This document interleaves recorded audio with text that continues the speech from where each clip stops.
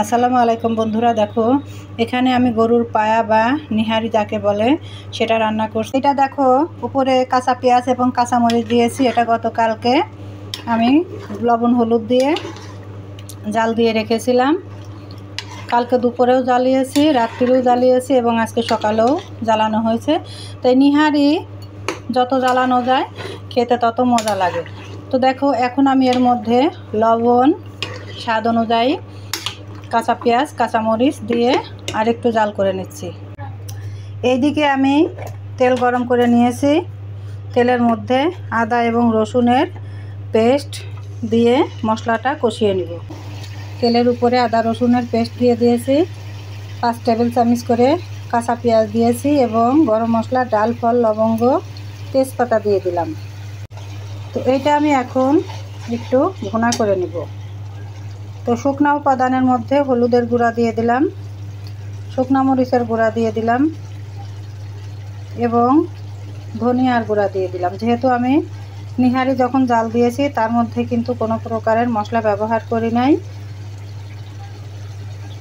তো দেখো এইটা আমি খুব ভালো করে ভেজে নেব।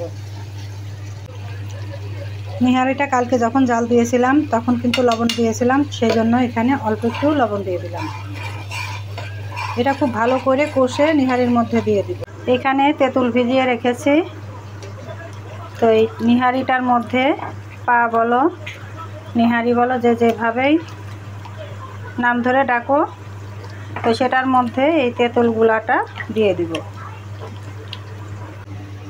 তো দেখো পায়াটা এদিকে ফুটছে, তা তার মধ্যে আমি দেখো তেঁতুল গুলাটা দিয়ে দিলাম। তো দেখো তেল বের হয়ে গেছে, মানে বুঝতে হবে মশলা কষানো হয়ে গেছে। তো এই মশলাটা আমি গরুর পায়ার মধ্যে দিয়ে দেব।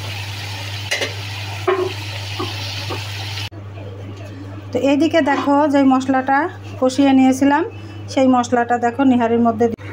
তো দেখো মশলাটুকু নিহারির মধ্যে দিয়ে আমি খুব ভালো করে এখন রান্না করে নেব। তো এখন গরম মশলার যে পাউডারটা আমি বানিয়ে রেখেছি,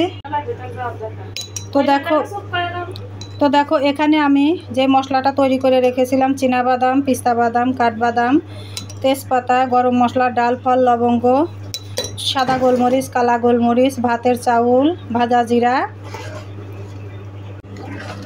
জিরা, স্টার মশলা, শাহি জিরা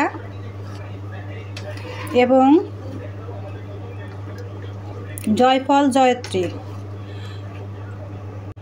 এবং এই মশলাটার মধ্যে আরও আছে কিশমিশ, কাবাব চিনি, সব কিছুর উপাদানে মশলাটা আমি ঘরে রেডি করে রেখেছিলাম। এই মশলাটা দিয়ে মাংস ভুনা, ডিম ভুনা, বিরিয়ানি ভুনা, খিচুড়ি, যে কোনো ভুনা বা গোশের মধ্যে, ডিম ভুনার মধ্যে, প্রত্যেকটা আইটেমের মধ্যে এই মশলাটা ব্যবহার করা যায়। এটা একটা শাহি ফ্লেভার আসে। তো দেখো নিহারিটা আমি এখন রান্না করে নিচ্ছি। তো এখানে দেখো আটা গুলিয়ে রেখেছিলাম, তো আটা গুলাটা এর মধ্যে দিয়ে দেব গ্রেভিটা ঘন হওয়ার জন্য। তো আটা গুলাটা দেওয়ার সঙ্গে সঙ্গে কিন্তু নাড়া দিতে হবে। তো বন্ধুরা তোমাদের যদি আমার মতন এভাবে পায়া বা খাট্টা রান্না করে বা গরুর পা রান্না করে খেতে ইচ্ছা করে, এক এক দেশে এক এক ভাষায় বলে, কেউ কোনো দেশে বলে নিহারি, কোনো দেশে বলে খাট্টা, কোনো দেশে বলে পায়া। তো আমি সবগুলো নামই বলে দিলাম। তো তোমাদের যদি আমার মতন এভাবে রান্না করে খেতে ইচ্ছা করে, আমার রান্নার পুরো প্রসেসটা যদি ভালো লাগে তাহলে ফলো, কমেন্ট, শেয়ার, সাবস্ক্রাইব করতে ভুলো না। তো রান্নাটা আমার হয়ে গেছে, আমি নামিয়ে পরিবেশন করে তোমাদের দেখাবো। তো দেখো বন্ধুরা নিহারিটা আমার রান্না হয়ে গেছে, আমি এখন পরিবেশন করে নিচ্ছি। এভাবেই আমি এর উপরে রেখে দিব আর একটু সেদ্ধ হওয়ার জন্য। তো এইটুকু দেখো আমি বেড়ে নিয়েছি, এইটুকু এখন বাচ্চাদের খেতে দিব। দেখো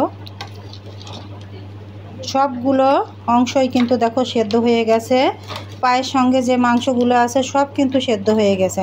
তা দেখো আমার রান্নাটা তোমাদের পছন্দ হলে ফলো, কমেন্ট, শেয়ার করে দিও। আবারও বলছি দেখো আমি লো ফ্লেমে বসিয়ে রাখবো, আমি 300-তে দেখো দিয়ে বসিয়ে রাখবো। এটা আরও ভালো মতন সেদ্ধ হয়ে যাবে। বন্ধুরা আমি কিন্তু পরে এখানে আলু ব্যবহার করেছি। আমরা কিন্তু মাংসের মধ্যে বা গোশের মধ্যে প্রত্যেকটা খাবারের মধ্যে আলু আমরা খেতে পছন্দ করি, তো আলু দিয়েছি। দেখো দেখানো হয় নাই, অফ ক্যামেরায় আলু দিয়েছি। তো দেখো নিহারিটা দেখতে যেমন চমৎকার, খেতেও কিন্তু চমৎকার হবে।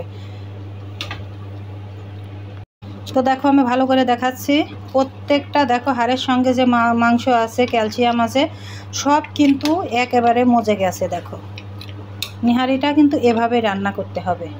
আমার মা কিন্তু এভাবে রান্না করতো, তো তার জন্য আমি এভাবে রান্না করেছি। তো দেখো ভালো লাগলে এভাবে একবার ট্রাই করে দেখতে পারো। তো দেখো গরম ভাতের সঙ্গে এখন নিহারি খেয়ে নেবে।